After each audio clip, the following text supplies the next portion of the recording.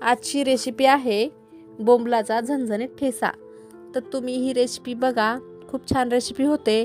आणि हा ठेचा बनवल्यानंतर एक भाकरीच्या ऐवजी 2 भाकरी नक्कीच खाणार।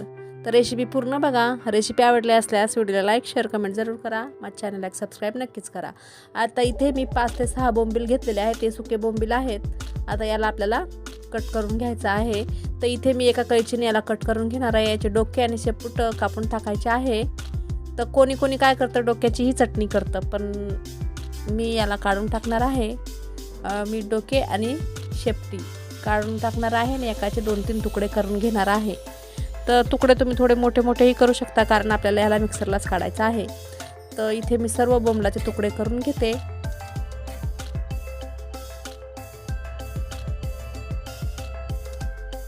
आता मी सर्व बोंबलाचे इथे तुकडे करून घेतलेले आहेत आणि आता आपल्याला याला भाजून घ्यायचं आहे। तर इथे गॅसवर मी एक तवा ठेवला आहे। तव्यावर मी हे बोंबील टाकून छान भाजून घेतले आहेत। तर हे तुम्ही ना याच्यापेक्षा जास्त बोंबीलही घेऊ शकता, पण मी इथे कमीच बोंबलांचा ठेचा बनवणार आहे। तर खूप छान ठेचा होतो। या बोंबीलची भाजी खूप छान होते, सुकी भाजी पातळ भाजी दोन्ही भाजी छान होतात आणि अशा प्रकारे ठेचाही छान होतो। तर तो जिभेला चव येणारी रेसिपी आहे, नक्कीच पूर्ण बघा, स्किप न करता बघा। आता इथे मी बोंबील भाजून घेतलेत आणि याच तव्यात आपल्याला आता कांदा तळून घ्यायचा आहे।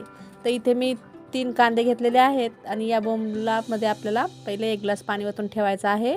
2-3 पाण्याने याला स्वच्छ धुवून घ्यायचं आहे। तर भाजल्यानंतर धुवायचं आहे, पहिले नाही धुवायचे, भाजूनच धुवायचे आहेत। आता मी याला धुवून घेतलंय आणि साईडला ठेवलेलं आहे। आता याच तव्यामध्ये आपल्याला कांदा टाकून घ्यायचा आहे। कांदा मी 2-3 कांदे घेतलेत। कांदा किती घ्यायचा आहे तुमच्या आवडीनुसार। मी इथे 2-3 कांदे घेतलेत, असे कापून घेतले। तुम्ही याच्यापेक्षा बारीकही कापून घेऊ शकता। मी कांदे कापून ह्या तेलामध्ये छान फ्राय करून घेणार आहे। एक पळी तेल टाकलेलं होतं मी तव्यामध्ये। तर इथे मी आता थोडी मिरची पेस्ट करून घेतली आहे, 7 ते 8 मिरच्या आणि थोडासा लसूण। आता हा ठेचा म्हटल्यावर हा तिखटच असतो, तर मी मिरच्या थोड्या जास्तच घेतल्यात, 7-8 पेक्षा थोड्या जास्तच आहेत।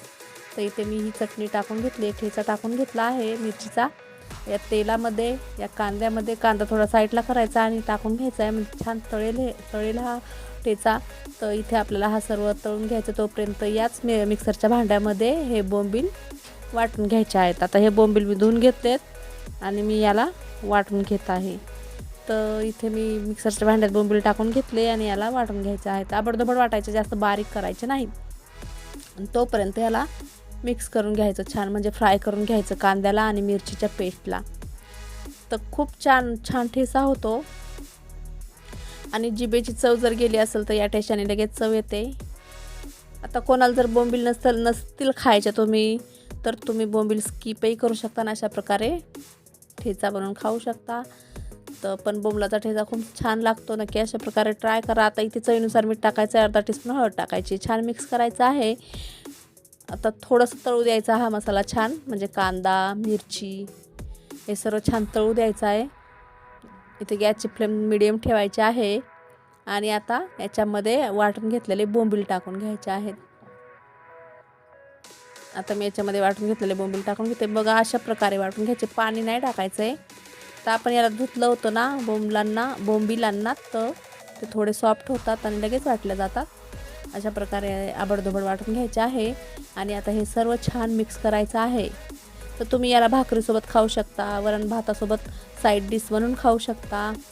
आणि हा ठेचा तुम्ही एकदा करून 8 दिवस ठेवू शकता। फ्रीजमध्ये ठेवायचं, जेव्हा खायचं तेव्हा काढायचा, गरम करायचा आणि खायचा। खूप छान ठेचा होतो। आता ही छान असं 2-3 मिनटं आपल्याला फ्राय करून घ्यायची हा ठेचा, बोंबलाचा ठेचा। मग अजून याला कलर छान येतो। तर इथे आता मी छान परतून घेत आहे।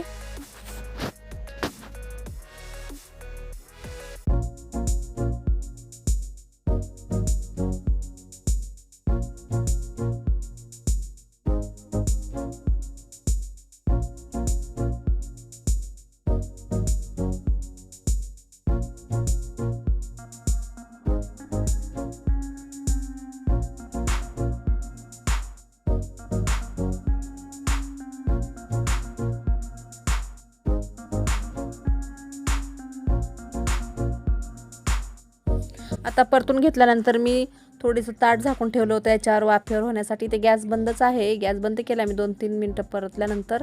आता याचं झाकण काढून घेतलं आणि बघू शकता किती छान ठेचा झालेला आहे.